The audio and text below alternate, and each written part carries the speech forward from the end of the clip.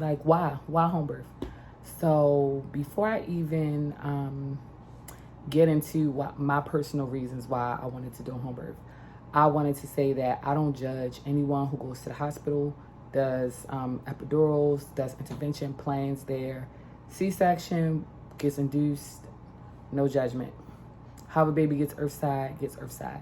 I'm not a medical professional. This is just my preference. Just wanted to put that out there.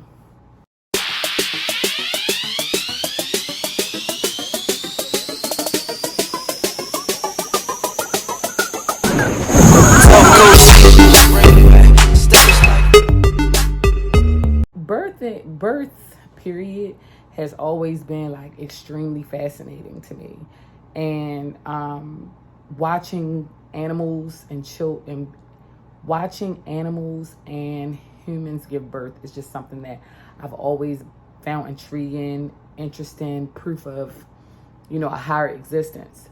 So my friends who had children at young ages would allow me to come in a room and watch them have their kids. And oh my God, definitely a miracle, beautiful experience. Love every minute of being a part of the people who allowed me to be a part of their birthing experiences. But, as growing up, they only taught us like, don't get pregnant, what your period means, and not really telling us like how, as young women, we need to prepare our bodies for childbirth or childbearing.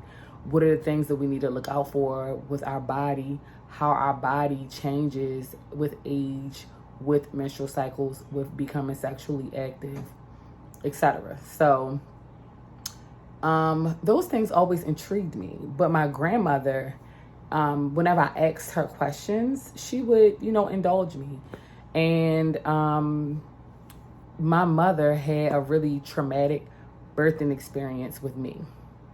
So the overall reason why I wanted to do a non-interventive birth is because my mother had a horrible birth experience when she gave birth to me. Then after I asked my mother about her birthing experience, and she didn't really have any answers. She just was like, the doctor said, the doctor said, the doctor said. I'm like, well, who was the doctor? Like, I need more. I'm your child. Don't these things become generational? And she was like, well, I almost died giving birth to you, so I don't really know everything that happened. I'm just thankful to be here. Cool. So I go to the people that were there. Her mother, my grandmother, who is still living. My mother passed away in 2019. Asked my grandmother about my mother's birth, and she said what she believed happened, what she thought was malpractice, and how the lack of advocacy and lack of being seen is what was a huge contributing factor to my mother being in the condition that she was. And I'll get into her condition sooner than later. But then that also triggered me to ask my grandmother about her birthing experiences. And she said she didn't remember them. She only remembered her first birth with her oldest daughter, but the rest of them, she just went to a local hospital. They put her to sleep. She woke up. She had the baby. I was like, what? So that was always strange to me. Like, as a young adult, very strange.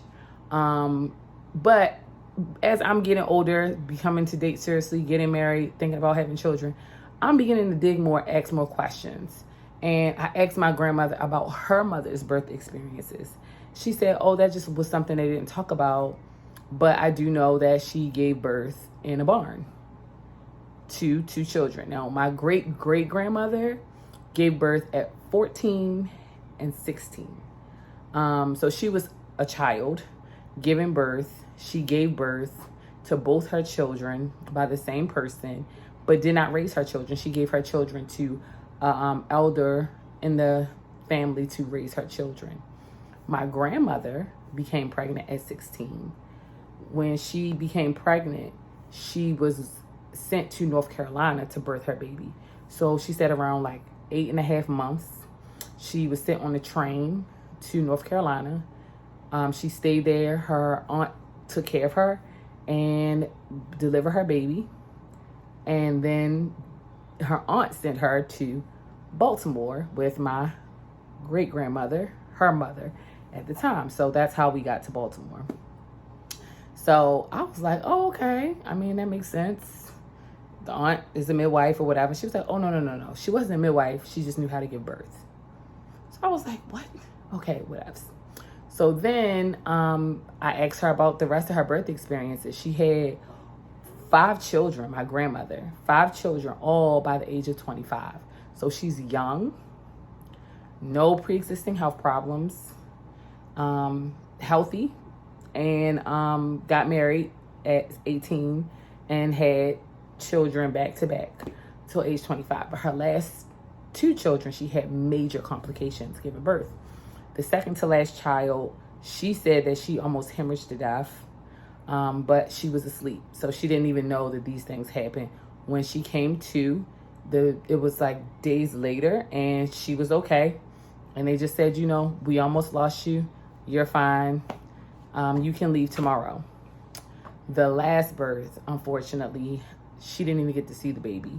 The baby passed away while after she gave birth. She said that she was asleep, and by the time she woke up, they had already disposed of the baby. And her husband did get to see and hold the baby. She said that they put the baby on her while she was asleep.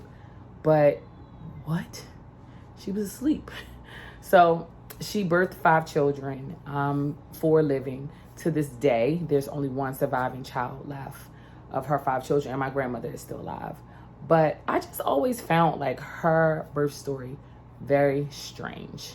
And my mother's as well. So I began to ask my aunts, ask my father's side of the family, ask people about their birth stories. And the more and more I asked, the more and more bizarre answers I got as to how emergencies happen or what was considered an emergency. And I'm just like, but, you know, doesn't the baby just come out? Like, I'm thinking really simply, and the reality is, I guess the doctors are not. So I'm just looking at it like, maybe it's me. Maybe I'm the one who's like overthinking this. So in doing my research with my grandmother's birth story, it then led me to my mother's birth story. Now, my mother, she had a child at 16, my oldest sister, completely healthy, from what she explains and from what my mother explained, my grandmother explains, everyone around. She, you know, she was working up until 9, the day that she gave birth, went into labor, gave birth, came home. But when she got pregnant with me, 10 years later, she was 27. It was not so smooth. She said that the pregnancy was perfect. She ate a lot of seafood, a lot of lobster. But when she went in labor, things just didn't feel right. And I actually had a bowel movement when I was in her stomach. And I know that's like a not so great thing, because the baby can swallow the poop and choke. So they did emergency C-section. And she recovered from the emergency C-section. But after a day, she had a stroke, a heart attack, and was in a coma. So that escalated quickly. My grandmother said by day 3, the doctors had said that she was not going to survive, and they needed to make funeral arrangements for her because she was not going to make it. And my mother distinctively told me, you know, every time I asked her, she remembers hearing the doctor saying that and hearing the people in the room's reaction and thinking, are they talking about me? They can't be. I'm like, I can hear you guys. Kind of proof that the hearing goes last. But nonetheless, she survived. She recovered fully. The only thing that she had was numbness in her right leg from the knee down. So, you know, for the most part, she just couldn't run and jump and do regular things. But for the most part, she recovered. She had 3 more children, birthed them vaginally after me. So she had 3 VBACs.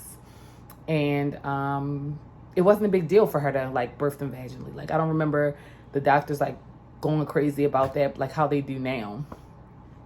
But those experiences between my mother, my grandmother, and my great-grandmother, especially because they were so young having children, just really led me to think like, I'm going to be in my 30s when I have kids.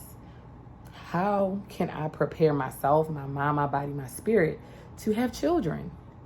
And that is what prompted me to begin to do research about birthing. And this is before, of course, this wave of popularity. And unfortunately, it took a lot of people to lose their lives, because we all know the statistics. 4 in 1 Black women die in childbirth. And it's a number of reasons why, which is why I'm afraid to go to the hospital. But the bottom line is something is not, they're not getting something right with people of color. And I just didn't see an option for me to give birth at a hospital. And what was crazy is my then boyfriend,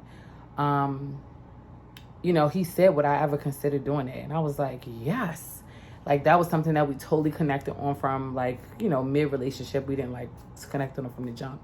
But it was something that he was extremely passionate about, like, the baby not coming out drugged up. Nothing wrong with it, epidural, but something he was passionate about. He looked at the ingredients. He was like, I don't understand. They tell you not to eat and drink all of these things your whole pregnancy. And then when you get pregnant, when you give birth, they then say, oh, yeah, you can have something directly in your spine that may impact, that they say doesn't really impact the baby, but it's literally no way. So, very long story short, looking at my birth lineage is what prompted me to consider a home birth. Now, after looking at my birth lineage, I began to look at other statistics, other history, listening to other people's stories, thinking, wow, like no words could really explain. And then I began to ask people, why did they get epidural? They felt forced. Why did they get induced? They felt forced. Why didn't they birth at home? They didn't know it was an option. So that's the main reason why I am documenting this, because I want people of color, all people, to know that this is an option, and that it's something that can happen, something that, can save lives, I believe, because I believe that getting the proper care, listening to your body and knowing your body, really plays a part in how you experience both birth in a very liberatory way. What I don't agree with is like people saying that I'm fully against like Western medicine. I mean, ma'am, if I need brain surgery, if I need a C-section, Western medicine me. But if it's not an emergency, what are we doing? Like, I don't want to be tested and poked and prodded or threatened. And yeah, that's pretty much why I chose a home birth, because that's not pretty much why. These are the reasons why I felt that it was important for me to explore the option of a home birth, going off my family history alone. But in digging into my family history, I began to look at the history of the country, the history of people of color, the history of these hospitals and these practices, and I became blown away. So, yeah, that's part 1.